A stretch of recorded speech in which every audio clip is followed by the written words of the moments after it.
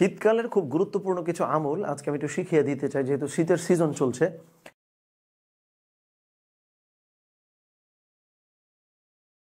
তো কিছু আমল যেটা স্পেসিফিক্যালি আপনি শীতকালেই করতে পারবেন অথবা অন্য টাইমে করতেও পারবেন, বাট শীতের সময় আপনি সবটা বেশি পাবেন, এরকম কিছু কমন আমলের কথা বোধহয় আজকে একটু আমরা আলোচনা করতে পারি। এক নম্বরে হইল ভোর রাতে তাহাজ্জুদ পড়া, মানে আমরা ফজরে একটু পড়ে যাই। যেমন নর্মালি তাহাজ্জুদ পড়াটা যে কোনো মানুষের জন্যই চ্যালেঞ্জিং, আমার জন্য তো সেটা চ্যালেঞ্জিং, কিন্তু শীতকালে আপনি খেয়াল করেন যেহেতু রাতটা বেশ বড়, শীতকালে রাত কিন্তু ছোট না, তাই না? তার মানে বড় রাতে আপনি অনেক সময় গরমকালে আমরা কিন্তু স্ট্রাগল করি যে রাতটা তো বেশ ছোট, কোনো কারণে হয়তো একটু দেরি করে ঘুমাইছি অথবা আগেই ঘুমাইছি, কিন্তু রাত অনেক ছোট হয়, আমি তাহাজ্জুদের জন্য আলাদা করে উঠতে পারি নাই। এইটা তো আমরা অনেকে ফেস করি, রাইট?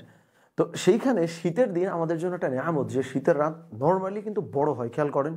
তারপর এই টাইমে আপনি যদি চান আপনি তো তাহাজ্জুদ পড়তেই পারেন, কারণ রাত তো বেশ বড়, আপনার ঘুমেও হ্যাম্পার্ড হচ্ছে না।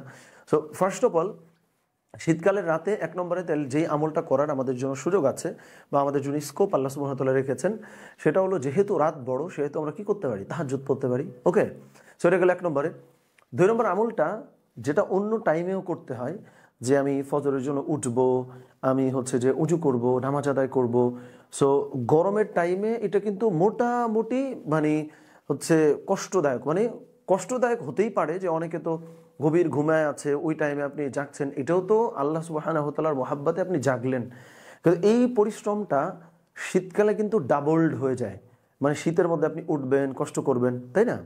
সো শীতকালের তাহলে আর একটা গুরুত্বপূর্ণ ইবাদত যেটার কথা আমরা বললাম, সেটা হচ্ছে আমরা ফজরের নামাজটা পড়ার সময় যে কষ্ট করছি সেটাও আমাদেরকে এক্সট্রা নেকি প্রদান করছে, যেহেতু এটা শীতকাল।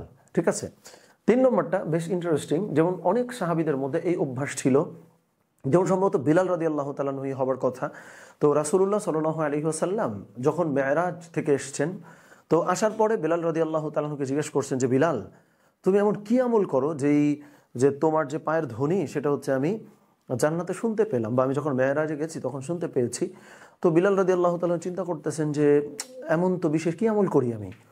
তখন রাসূলুল্লাহ সাল্লাল্লাহু আলাইহি ওয়াসাল্লাম যখন আবারও তাকে প্রশ্ন করছেন, তখন বিলাল রাদিয়াল্লাহু তাআলা আনহু জানালেন যে তিনি সবসময় উজুর অবস্থায় থাকার চেষ্টা করেন, বা উজুর অবস্থায় তিনি অলওয়েজ থাকেন। সো এই যে তার মানে শীতকালে এটা সো চ্যালেঞ্জিং যে আপনি যে কোনো টাইমে উজুর অবস্থায় থাকবেন, পুত পবিত্র থাকবেন, এটা তো টাফ।